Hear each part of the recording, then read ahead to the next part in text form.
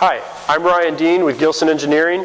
Today we're in the Gilson Engineering Flow Lab, and we're here to talk about the Gilson Engineering Bleach meter flow system.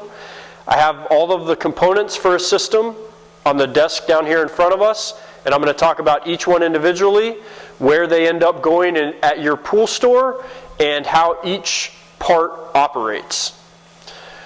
So as I start, we have two sheets right in front of us. You will get one of these sheets every time you order a system from us. The sheet covers all of the components that come in your system, and then on the corresponding pages, we also cover calibration and troubleshooting. The only difference between these two sheets is the power supply type.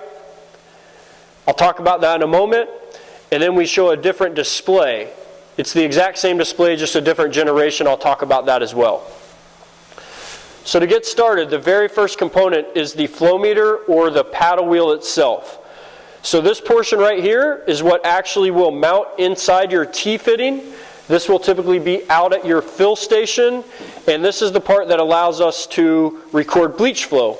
So when you have flow going through your line at the fill station, it causes this paddle to spin. Every time that paddle spins, we generate pulses. This flow meter gets wired into a display, and this display counts those pulses for us. I'll show you later how that wiring actually happens. Now the next component is our T-fitting. So what will happen is our flow meter is notched on the inside here, and then our T-fitting is also notched on the top. So what happens is you take your paddle wheel, it slides in, and then you start to tighten it down, and the notches will line up, and then it'll be inserted in your T-fitting. So the T-fitting also goes out at the fill station. We have to mount this in your PVC line. We make these T-fittings in an assortment of different sizes. At all of the pool stores, it's typically either 1 inch or 1.5 inches. We're looking at a 1-inch T-fitting right here. So those are the first two components that actually mount at your fill station, and these are the components that allow us to record the bleach flow. The next component is the PLC or the display. Now, this portion goes inside the store. I typically see it mounted up on a wall behind the cashiers. Sometimes it's directly on a wall on this piece of DIN rail. Sometimes it gets mounted inside of a NEMA 4X enclosure. Either way works. There is one display per flow meter. So this flow meter gets hardwired into the terminals on the top of this display, and then what the display does for you is it actually counts those pulses.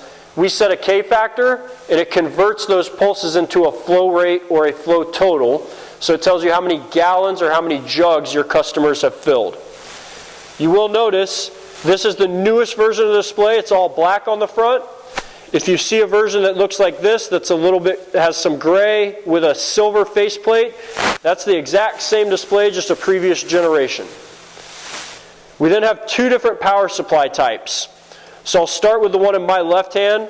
This is called a triad or a wall pack. This part literally plugs into an outlet on your wall, and then the two leads plug into the display. You need one of these per display. The advantage of the greenish teal colored power supply in my hands now is that this power supply will provide power to up to 8 of these displays. So you could have single power supply to power multiple displays depending upon how many fill stations you have, or a single power supply per display per fill station. That's pretty much it for the components of our bleach flow meter system.